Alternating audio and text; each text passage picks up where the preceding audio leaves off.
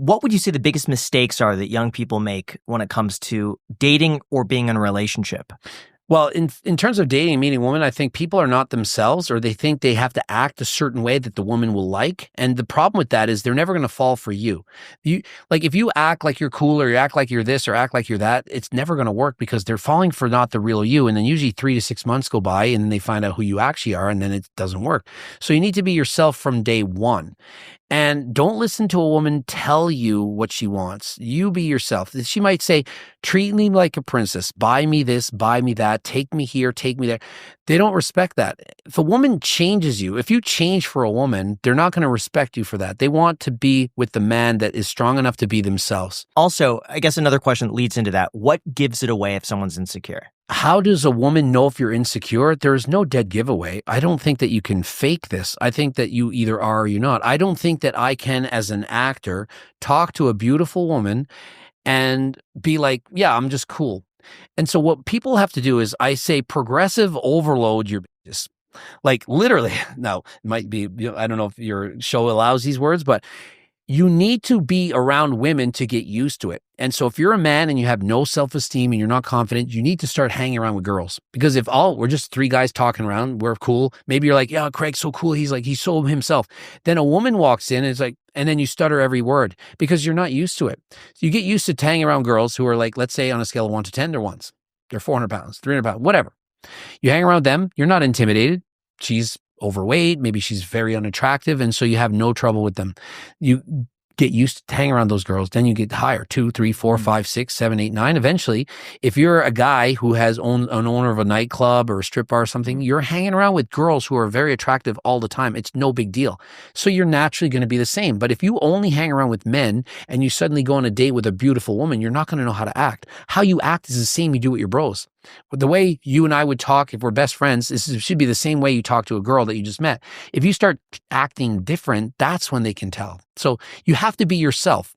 But within being yourself, there's your good self and your bad self. Being myself can be shy. Being myself can be confident. Depends on the situation I'm in. If I'm within a bunch of bodybuilders who work out, I'd be very confident. I know all about it. But if I start talking about watches and cars, and I'm like, don't you drive a McLaren and you have a watch? Like, I don't know how much, I don't know about it. I'm not very confident because I don't know that. But if I hung around these people all the time and I learned more, it would become comfortable for me. So you're saying spend a bunch of time with people of the opposite sex. Exactly. And start with women who you're not intimidated by.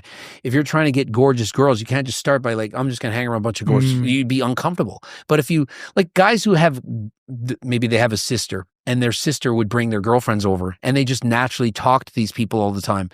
It's normal. And so guys are just, in today's day and age, people sit around and game and sit on the computer. When I was younger, you talk to people, you hang around with people, you were in the real world with people. But now people talk via texting and so on. So when you actually go on a date with a girl, you just don't know how to talk because you don't have any practice doing it.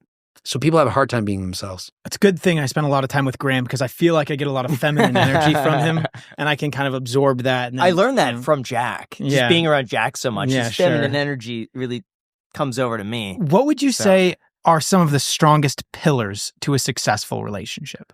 Honesty, communication, people that respect each other. I think the problem is not everyone wants that. I don't think everyone wants their partner to be honest. Does somebody really want them to say, I don't really think you're that attractive. I think you smell bad. I don't think you're cool.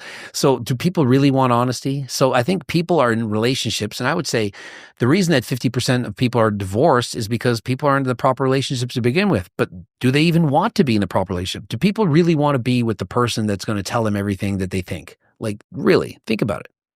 Everything. So where do you draw the line? What do you think is like a good ratio for, I think when in doubt, do it. I think when in doubt, you should do it. It's very difficult because do you really want to say to somebody like, let's say I'm short, I'm 5'6".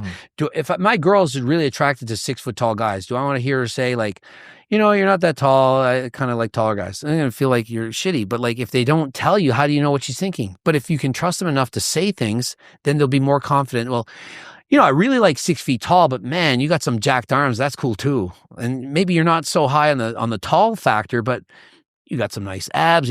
So I think it's better to just be honest and say, well, I prefer this, but like, I love this. How much does height matter? For a woman, Yeah. it's excessively important for women. And you're shorter than me. So it's very important. It's as important as looks. Like it's as important money. And actually, I did some research on this. Every inch is worth about $30,000 a year. So being 5'6", if I were 6 feet tall, I would have to make $180,000 to be the same attractiveness as a man who's 6 foot, just because of my height. So if I were 6'2", I mean, I would be excessively, desirable for women. I have a lot of money and I'm famous. I have muscles. If I was 6'2", huge difference. If I was 5'2", would you date me?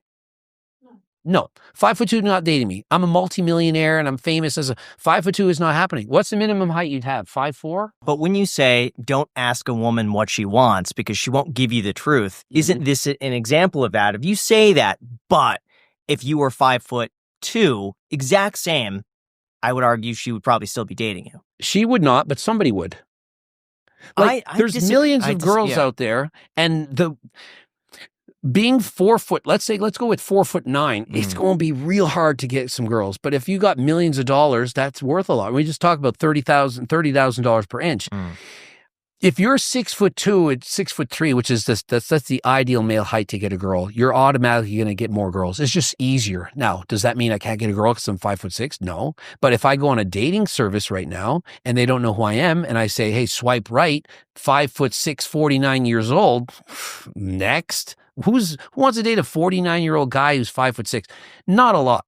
But if you say, yeah, famous, millions of dollars, this personality, get to know him first, and that's cool. But if you look at just height parameters on dating sites, most women, 85% not dating guys 5'6". It's so I can only get 15% of women, but 15% of a million girls is still 15,000. So 15% of a billion, there's still lots out there.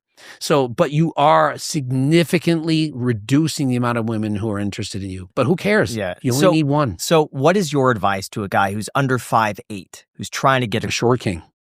Get a hot freaking body and get a lot of money. Now, what about literally? Now, what about personality-wise? Be yourself again. But I've seen your best self. I've seen some guys who are like 5'6", have nothing going for them, but they are so charming. They're just charismatic, funny, everyone wants to be around them, and they have no trouble despite being short and not having money.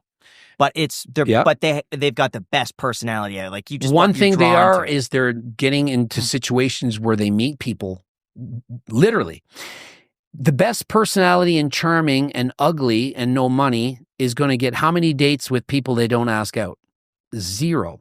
They're going on that dating site, they're getting 0 dates. They're not meeting any. But if you go to the coffee shops and you go to the sports teams, you're playing volleyball and pickleball and you're going to the clubs all the time and you're meeting people and you're going to social events, you're going to meet people and they're going to be like, wow, you're really cool. I get to know you. But how do you get your foot in the door without having something to offer? Like, you need to be able to show them who you are. And so unless you're going into public places where actually meeting people, you're not going to get to. And the problem is with most men, 85% roughly, they're not going to ask those girls out. They don't dare. They're not going to go to the gym and ask that girl out. But if you have enough confidence to get rejected, oh my God, you ask enough girls out, somebody's going to say yes. Ask 100 girls out. Guaranteed one going to say yes. But how many people ask 100 girls out, even in a year? Do it in a day.